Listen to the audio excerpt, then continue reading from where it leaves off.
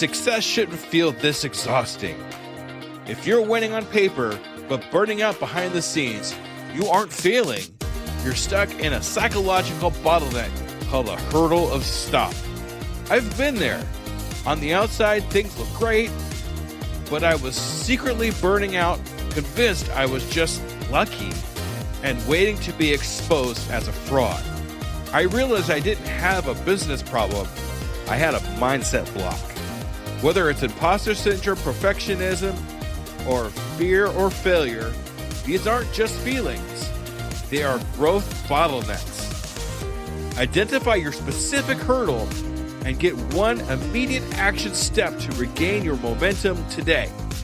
Go to tuepodcast.net/quiz. That's tuepodcast.net/quiz to take the 3-minute assessment and get your report now. This is an Undiscovered Legacy production and proud member of Pod Nation Media Network. You must decide who you are and be in the world in that space.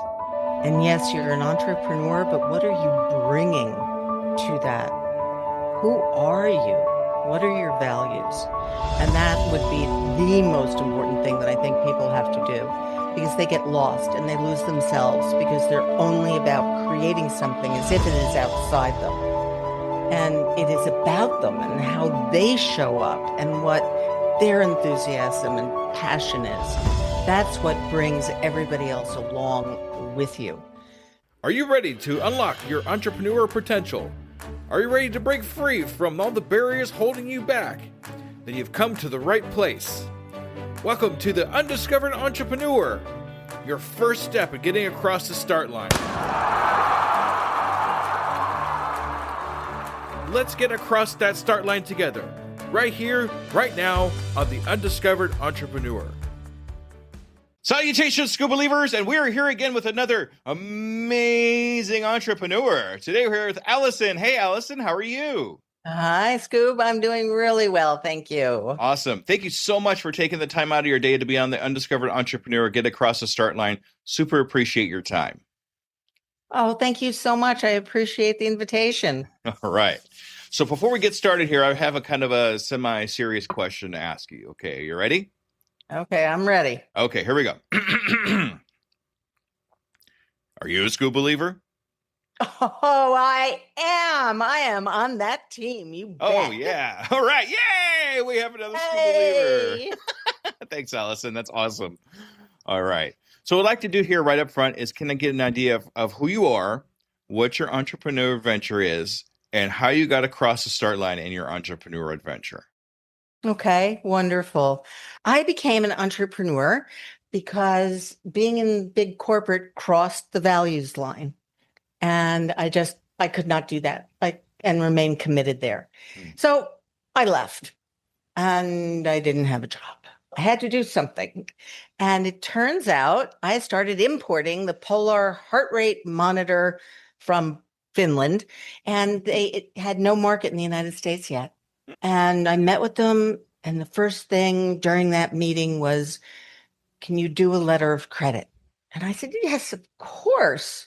We end the meeting. I call my sister and ask, she's a banker, what did I commit to? What is a letter of credit? I had no idea at all. I had no idea what I was doing, but I jumped off that edge. All right. So since you didn't know what the letter of credit is, can you tell me what it is now? Oh, certainly. I had to give them a guarantee with money in the bank that I could pay for the shipments. And off we went. I had to find the money. I begged, borrowed, and begged some more and borrowed more. And off we went. In came the first shipment. And I had product. I had no idea what to do with it. So I had to figure out my market. Well, it sounds like you were building the airplane on the way down off the cliff there. Yes, definitely. Definitely. Fear is part of the formula, but that's not where I focus. I focus more on just jumping off the cliff.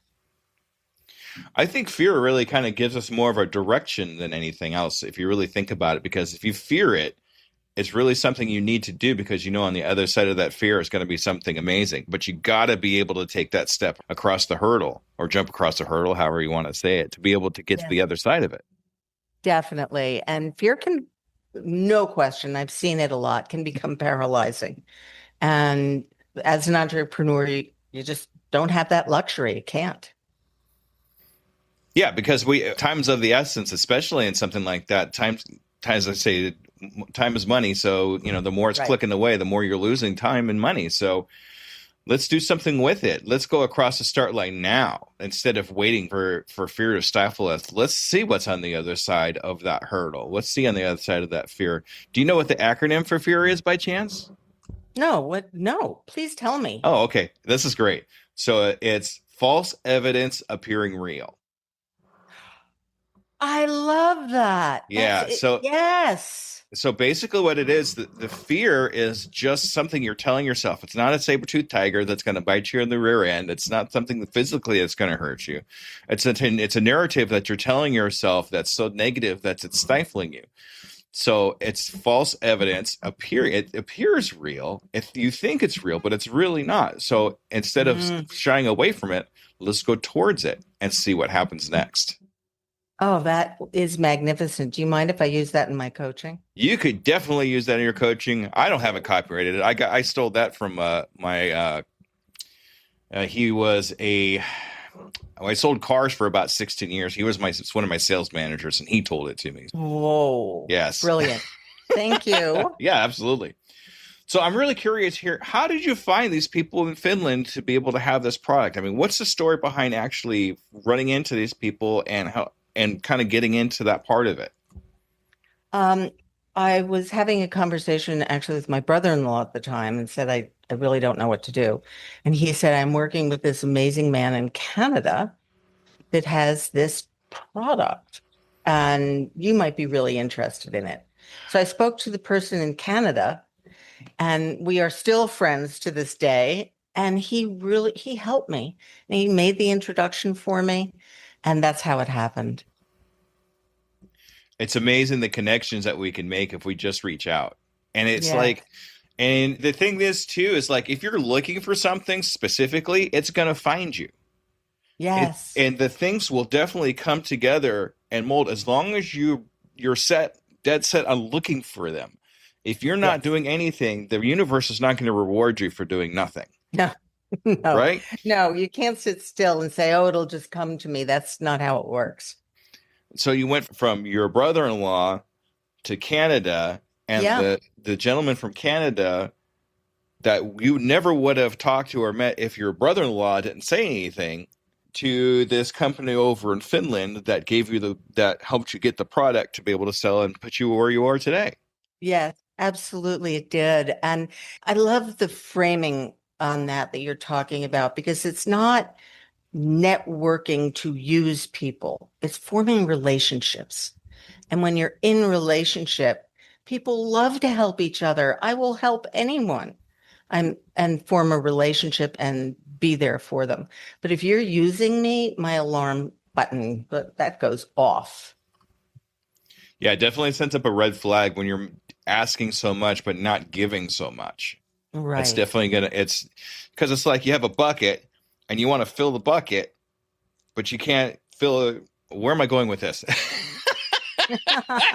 Okay, so you can't just give and then take. There's got to be a mutual kind of thing there. And we've got to build relationships. Yes. We must build relationships. I know that a lot of people are introverted, and I get that, but there's still ways to be able to build relationships.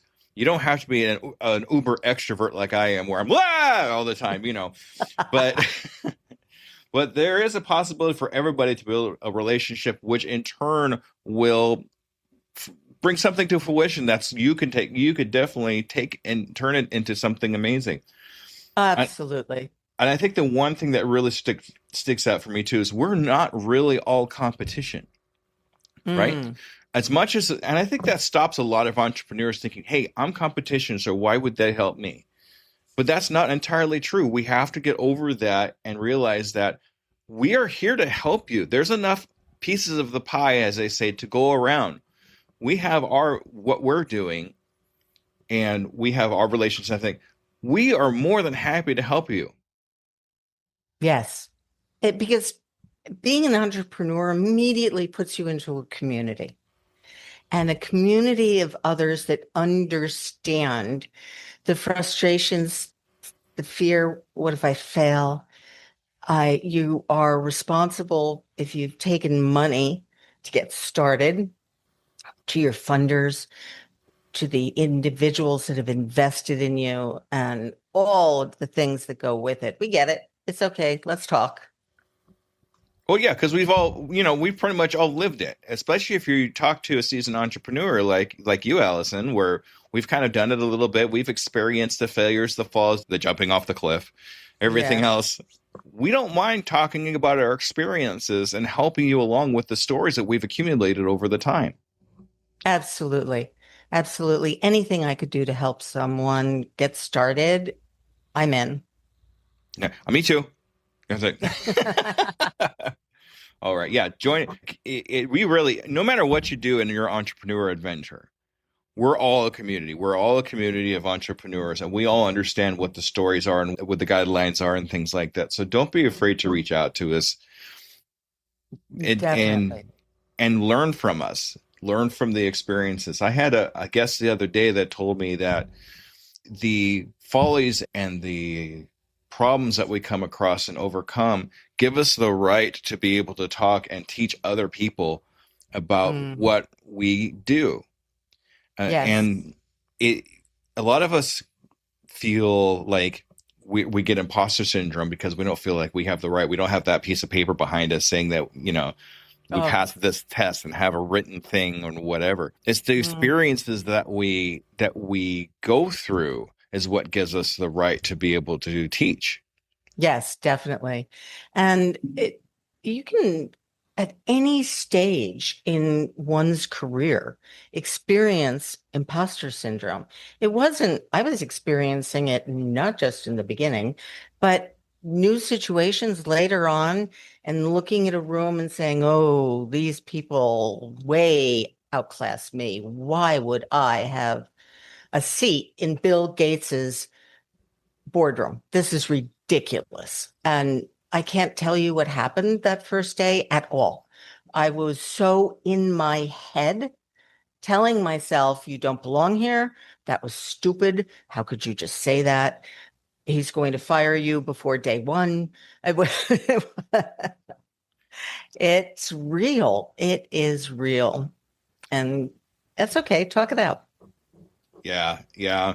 But when you go into that room of people that are smarter than you, that have kind of gotten further along than you or anything like that, instead of shying away from them, learn from them. Yes.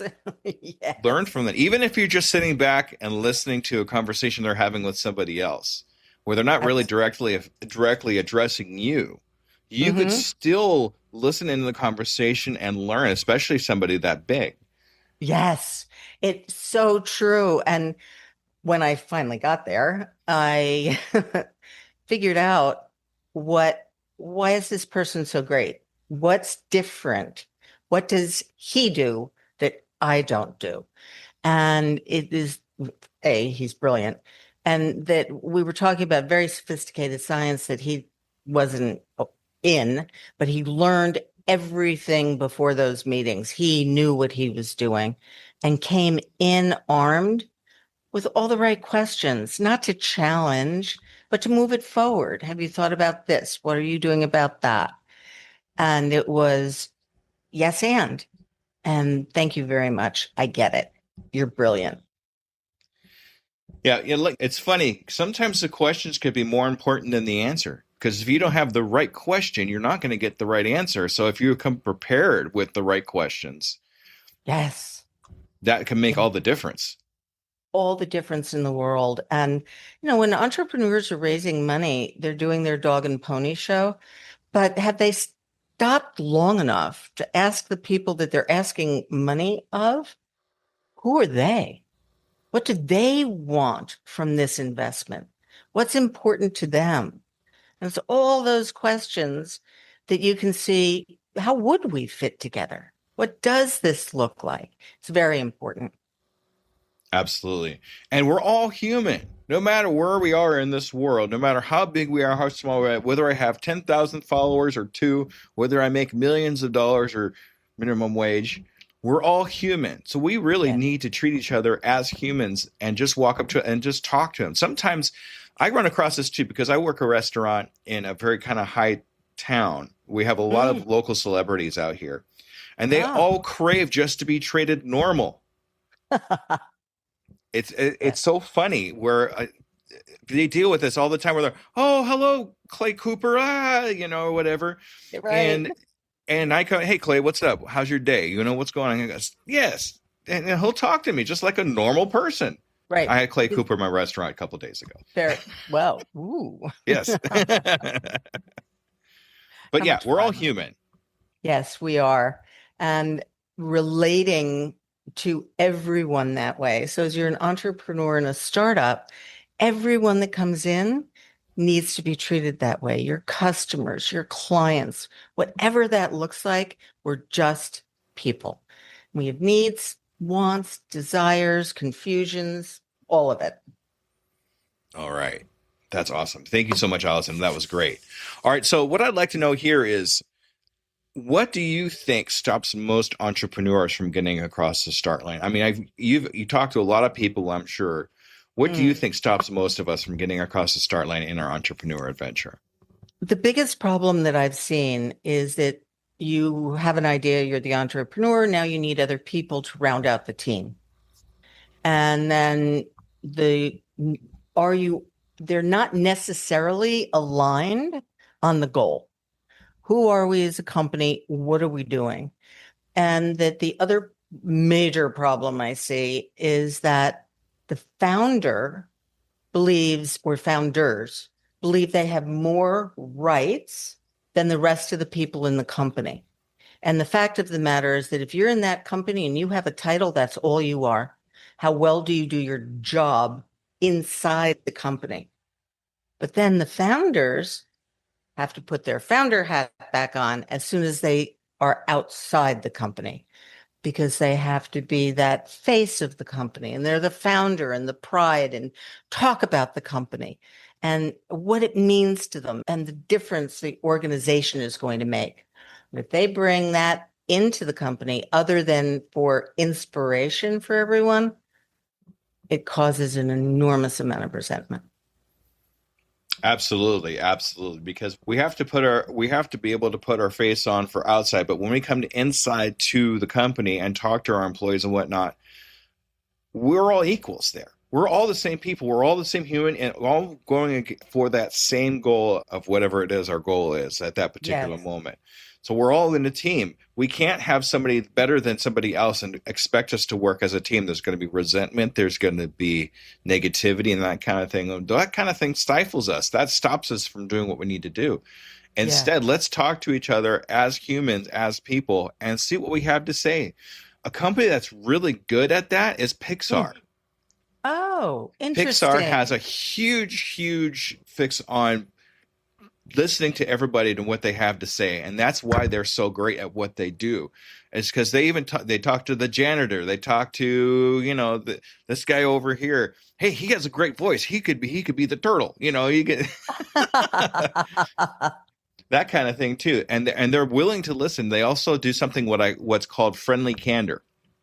Tell me about that. So friendly candor basically is, we are able to express ourselves and do anything that we want and say anything we want about the subject that's on there without repercussions, and actually not have repercussions.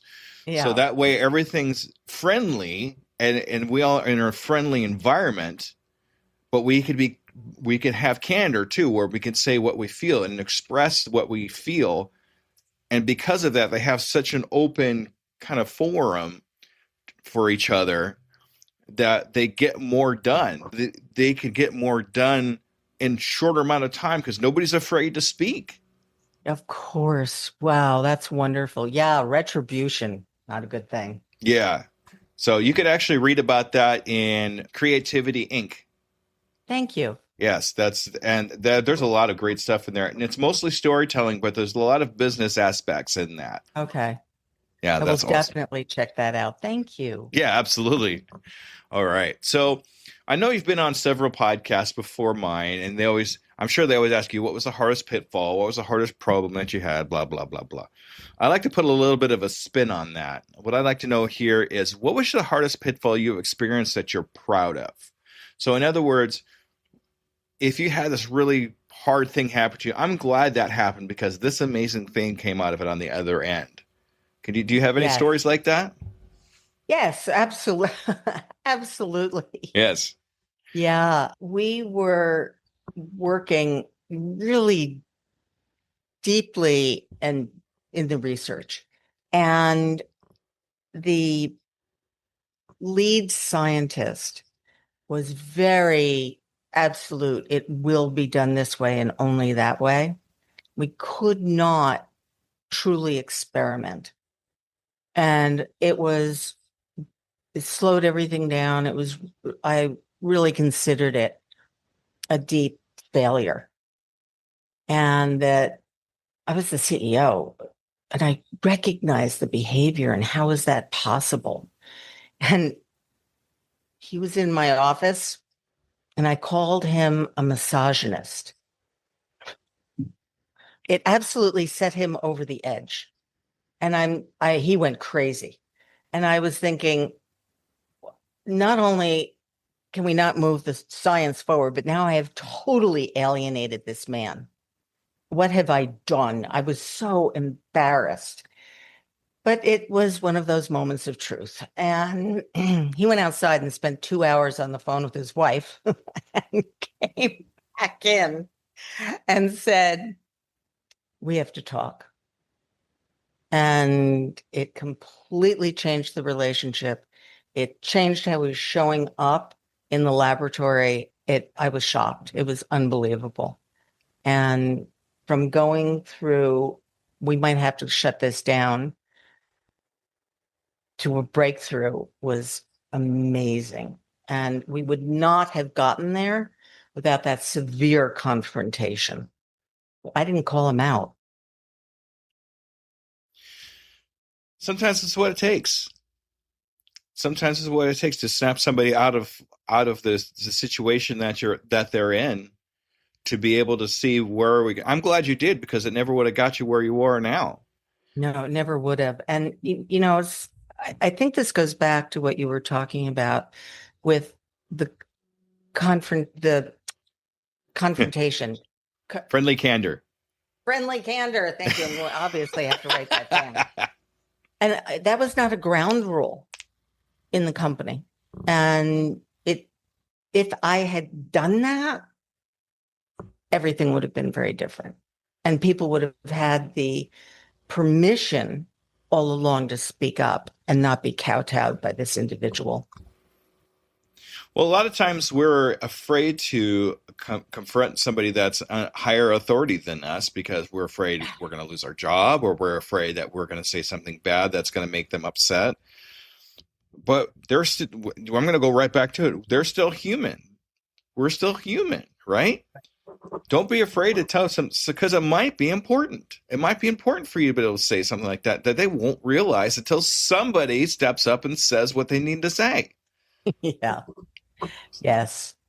And I'm sorry that it had to come out in such a harsh way. It did.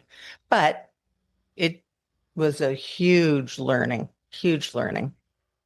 to have those conversations calmly, gently, and early. Mm. Awesome. That's an amazing story. I'm glad that happened. Yes, me too. It changed how I was a leader. In what way? What do you think? It definitely brought the aha that we have to be communicating early about what's going on and not wait until we're way down the road and so angry and up in knots. That from that point forward, we completely changed our Monday morning meetings, and they became who in the research team, who needs what, How can we help each other? And it was wonderful because somebody would say, oh, I hate doing this part of it. And somebody else would say, oh, that's the part I love. Let's switch what we're doing. And it became so cooperative, collaborative, everything changed. And that leader had to become part of the team and not the dictator. I know when it comes to teams, I find myself wanting to be in the trenches with them more than sitting back and doing nothing. I'm more than happy to do an editing job. So I am a CEO of a podcast network. And I am more times than I can think about. I had a message from one of my guys saying, hey, I'm really behind. I don't know what to do. Here, let me do this editing job for you for free. No worries. That way you can catch up with everything you need to do. You need a commercial cut? No problem. I'll cut you a commercial. It only takes me about 5 minutes anyway. It's no big deal. Here, take this.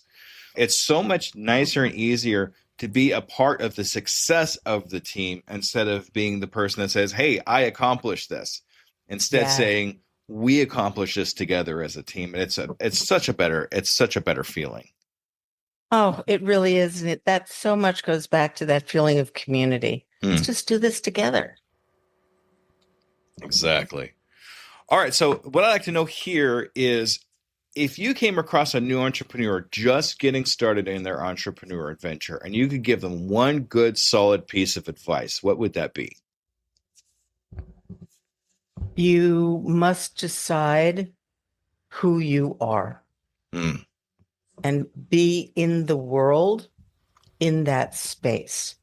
And yes, you're an entrepreneur, but what are you bringing to that? Who are you? What are your values? And that would be the most important thing that I think people have to do, because they get lost and they lose themselves because they're only about creating something as if it is outside them. And it is about them and how they show up and what their enthusiasm and passion is. That's what brings everybody else along with you. And I think self-reflection is the hardest thing for us to do because we're busy. We're doing things and we have to make, there are things that I have to accomplish. I can't take time out to do that. Well, it's probably the most important thing you have to do. Well, if you're not good for you, you're not going to be good for anybody else. Exactly. Put your own oxygen mask on first before putting it on somebody else, right? Somebody said that to me the other day. So, yeah, self-reflection and be you. Always be you. Now, there's going to be people that don't like you the way you are. That's the people that we don't need, right? We don't want people like that. We want people that's going to follow us to be who we are. People will literally separate themselves from people that want to follow you and people don't want to follow you. Don't try to please everybody because you'll please nobody, right? Yeah. So if you are yourself, you'll be better off with yourself and the people that are following you because they like you for who you are. Absolutely. So when you're looking into yourself, look deep. Don't just go surface level. You want to really dig down deep to find out who you are and what you believe. Because the further along you dig down deep into finding out who you are, the better off you're going to be. Absolutely. Oh, I am so 100% there with you. And that it is, and don't confuse authenticity with style. Telling the truth doesn't mean I have to be the Jersey girl roaring in your face. I can just tell you the truth very kindly because we're going to move forward from here and what needs to happen to get where we want to be. That's all. Yeah, perfect advice. Yes. All right. So I have a tradition I have with all my guests. Yes. In the next 6 months, where do you see yourself and your company? Do you have a goal for yourself in the next 6 months? Yes. I'm so excited about it. I could tell. I just started working with another woman that actually I had trained to be a coach. And she is a professional PR person. So she's all about helping people. She came out of big pharma, find their voices, do interviews, speak up, lead meetings. So together we team up. And what we're doing is creating a company that goes into startups, into the entrepreneur system and community in what they're forming. And very often there's a point in time founders start fighting with each other and they're not really pushing their culture down because they don't really know what their culture is. And that's what we help with. Who are you and what do you do? We're also working with not-for-profits and helping them understand that you're actually a business. Doesn't mean you have to make a profit, but you better have enough money to run. And it is so much fun. And that's what we're building right now. Can't wait. Love it. Love what we're doing. That's fantastic. What's her name, if you don't mind me asking? Oh, no, not at all. Gwyn Osterban, Oosterban. Awesome. Let's get some information, maybe a link or something, and we could put that in the show notes for people. Absolutely. I can do that. All right. We'll do that. We'll do that. Give a link to her. Okay. Yeah, it's okay. Thank you. All right. So what I'd like to do with you is I'd actually like to follow up with you in 6 months and see how this is working and where it's going, what new experiences you've had, and see if you've started those new things. Is that okay? Absolutely. I would love that. All and right. That's a real form of accountability. I appreciate it. Thank you. Absolutely. You're not just accountable to me, though. You're accountable to all my Scoop believers out there, so no pressure. Okay. No pressure. All right. Alison, this is your time to shine. This is the time I want you to advertise yourself. How do we get a hold of you and all that good stuff? Okay, ready, set, and go. Okay. I am really easy to get in touch with through LinkedIn. And I am a coach, but I'm an advisor. I will keep you accountable and I understand what you're going through. And we can do this together. And this is about you having someone to speak with that you can't share those things with other people in the company because it's inappropriate. These are not your best friends inside the company. Doesn't work that way because you have to be the inspiration. If you're listening to this show, you own it and you own your position and who you are, and don't do it alone. You do not have to. How's that? That's amazing. Okay. All right, Alison, thank you so much for being on the Undiscovered Entrepreneur Get Across the Start Line. This has been absolutely fantastic. We got a lot of great information for my Scoopers leavers out there, and I can't wait to follow up with you in 6 months. Thank you so much. Me too. All right, Scoop believers, make sure you stay tuned for the wrap up. Okay, everybody, bye-bye.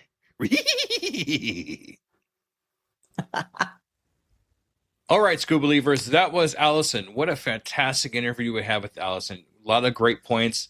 I love her stories, but there's two things I want to make sure that you caught, and we're going to go over them right now.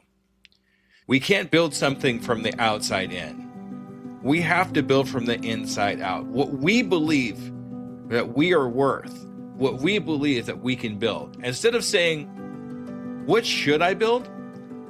Ask yourself, who am I and what do I stand for? And in that moment, everything turns around for you if you align with that specific answer that you give yourself. Who am I and what do I stand for and what do I believe in?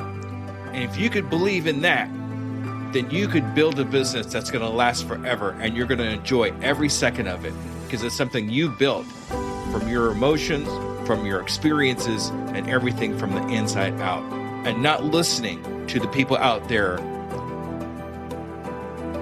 saying what you think, what they think you should build. Fear is not a stop sign. It's actually a compass. And I talk about this all the time in my 4 hurdles of stop. It's the thing that points us in the way to your next big thing that you need to do. If you fear it, that means you need to do it. Because on the other side of that fear is going to be something amazing for yourself. The entrepreneurs that jump off that cliff, they don't always have all the answers, but it isn't completely reckless. They're the ones that actually build the wings on the way down. You can't be an engineer and learn how to fly from the safety of the ground. We need to make that jump. We need to get over that hurdle because that's the only way we're going to progress into something amazing, something great that's meant for us. And with that, I'm going to say thank you, Scuba Believers, for another fantastic episode, and I will see you in 2 weeks. Bye-bye, everybody. And there you have it, future entrepreneurs. We've taken a vital step on the journey across the start line. Remember, every great business begins with a single idea and the courage to pursue it. And you've already showed that courage just by being here today. As we wrap up this episode of the Undiscovered Entrepreneur Get Across the Start Line, I want you to reflect on the path. You have to recognize the 4 hurdles of stop. Is it imposter syndrome holding you back? Is it perfectionism, failure, or fear? Identifying which one affects you the most is the key to unlocking your momentum. But here's the real secret. The hurdles are not in the way, they are the way. Every time you clear one, you're building the exact strength you need for your journey ahead. Until our next episode, keep pushing, keep dreaming, and keep jumping over those hurdles. This is Scoob, your guide across the start line. Remember, your future is waiting. I can, I am, I will, and I'm doing it today. Hello, Scuba Believers. Let me ask you a real quick question. How many cups of coffee have you had today? 3, 5, 7? And let me guess, you've got a Red Bull in the other hand just in case, right? Yeah, I see you. Now, here's the truth bomb nobody wants to hear. You're not building a business. You're building a caffeine dependency. Listen, I get it. When you're grinding 12, 14, 16-hour days, you're building something from nothing. When you've got payroll to meet, investors to impress, and visions that won't wait. You need fuel. But what if I told you that the fuel that you're using is actually slowing you down? What if the very thing that you think is keeping you sharp is actually making you dull? Enter Rise Coffee. This isn't your grandma's mushroom tea. This isn't some hippie wellness trend. This is science meets performance. And here's what makes Rise different. Less than half the caffeine of a regular cup of coffee. But here's the kicker. You won't miss it. 6 organic powerhouse mushrooms, including cordyceps, what Olympic athletes use, and lion's mane, what Silicon Valley biohackers swear by. Sustained energy that doesn't spike and crash. We're talking smooth, clean power from morning to moonlight. Crystal clear focus without the jitters. Imagine closing the deal with calm, confident mind instead of the caffeine chaos. Gut health and immune support, because what's the point of building an empire if you're too sick to enjoy it? So here's the challenge to you. Stop borrowing energy from tomorrow. Stop running on fumes and call it a hustle. Stop wearing your caffeine addiction like a badge of honor. Real entrepreneurs optimize, real entrepreneurs adapt, real entrepreneurs win. You can't win if you're crashing at 2 p.m. while your competition is just getting started. Break the cycle. Head to risesuperfoods.com right now and use code PODNA15 for 50% off your first order. That's PODNA15 for 15% off. Try it for 30 days. If you don't feel the difference, if you don't feel sharper, calmer, more focused, more alive, then go back to your 6-a-day cup habit. But I'm telling you, we won't, because once you feel what real energy feels like, you'll never go back. Ditch the addiction, fuel your empire, and rise up. Rise Coffee, energy that builds, not burns.